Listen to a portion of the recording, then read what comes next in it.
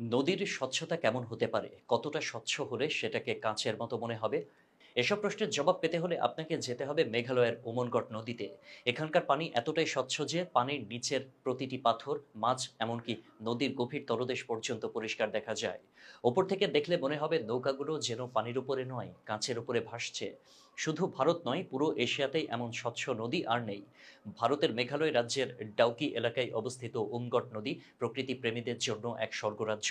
খাসি ও জয়ন্তিয়া পাহাড়ের মাঝ দিয়ে বয়ে যাওয়া এই নদী মেঘালয়ের পরিচ্ছন্ন গ্রাম মাউলি ননং এর মধ্য দিয়ে প্রবাহিত হয়ে বাংলাদেশে প্রবেশ করেছে। সীমান্ত পার হয়েই এটি মিশেছে জাফলং এর সঙ্গে, যা বাংলাদেশের অন্যতম পর্যটন কেন্দ্র। এই নদীর আরেক নাম ডাউকি। মেঘালয়ের ছোট্ট পাহাড়ি গ্রাম মাউলিন নং, এই গ্রামের মধ্য দিয়েই বয়ে গিয়েছে নদীটি। মেঘালয়ের ওই পাহাড়ি গ্রামটিও হলো এশিয়ার মধ্যে সবচেয়ে পরিষ্কার গ্রাম, যার অবস্থান ভারত ও বাংলাদেশের সীমান্তের কাছেই। তবে বাংলাদেশের অংশে নদীর পানি এতটা স্বচ্ছ নয় যতটা মেঘালয়ের অংশে দেখা দেয়। ওমনগড় বা ডাউকি নদী নামে এই নদীটি জয়ন্তিয়া ও খাসি পাহাড়ের মাঝ দিয়ে বয়ে গিয়ে এরপর প্রবেশ করেছে বাংলাদেশে। মনে প্রশ্ন আসতে পারে, ওমনগড় নদীর পানি কেন এত স্বচ্ছ? এর পেছনে সবচেয়ে বড় কারণ হলো দূষণমুক্ত পরিবেশ। মেঘালয়ের স্থানীয়রা নিজেদের গ্রাম ও নদী পরিষ্কার রাখার ব্যাপারে অত্যন্ত সচেতন। প্লাস্টিক ও রাসায়নিক বর্জ্য নিষিদ্ধ এখানে। পাশাপাশি নদীর স্বাভাবিক প্রবাহ বজায় রাখতে কোনো ধরনের শিল্প বা কলকারখানাও গড়ে ওঠেনি এর আশেপাশে। ফলে পানিতে দূষণের কোনো ছাপ নেই, যা নদীটিকে দিয়েছে স্বচ্ছতার এক অনন্য মাত্রা। মাউলিননং নামে যে গ্রামের মধ্য দিয়ে নদী বয়ে গিয়েছে, সেই গ্রামেও কোনো দূষণ নেই বলা যেতে পারে। জায়গাটিকে দূষণমুক্ত রাখার আপ্রাণ চেষ্টা করে চলেন গ্রামবাসীরাও। এই গ্রামে যেমন প্লাস্টিকের ব্যবহার একেবারে নিষিদ্ধ, উমনগট নদীর সবচেয়ে বড় আকর্ষণ হলো এর ক্রিস্টাল ক্লিয়ার পানি।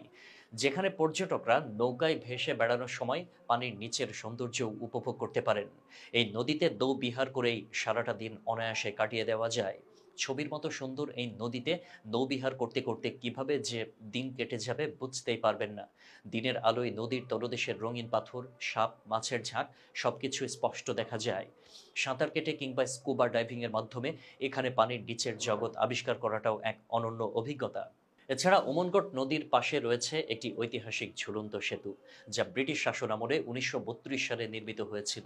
যদিও এটি ভারতের অংশে অবস্থিত, তবে বাংলাদেশ থেকেও সহজে দেখা যায়। ওমনগট নদী বা ডাউকি যাওয়ার জন্য সিলেট থেকে সহজে যাওয়া যায়। সিলেটের তামাবিল সীমান্ত পার হয়ে মাত্র ১ কিলোমিটার দূরেই ডাউকি বাজার। এখান থেকে সহজে ওমনগট নদী ও আশেপাশের দর্শনীয় স্থানগুলো ঘুরে দেখা যায়। প্রতিদিন অসংখ্য পর্যটক বাংলাদেশ থেকে এখানে ঘুরতে যান, বিশেষ করে শীতকালে, যখন নদীর স্বচ্ছতা সবচেয়ে বেশি থাকে। ওমনগট নদী শুধু একটি নদী নয়, এটি প্রকৃতির এক বিস্ময়।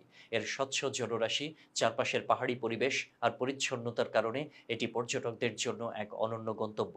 যদি সত্যি কাঁচের মতো স্বচ্ছ পানির মধ্যে ভেসে বেড়ানোর অনুভূতি পেতে চান, তাহলে উমনগট নদীর টানে একবার হলেও ছুটে যেতে হবে মেঘালয়ের এই স্বর্গীয় প্রান্তরে।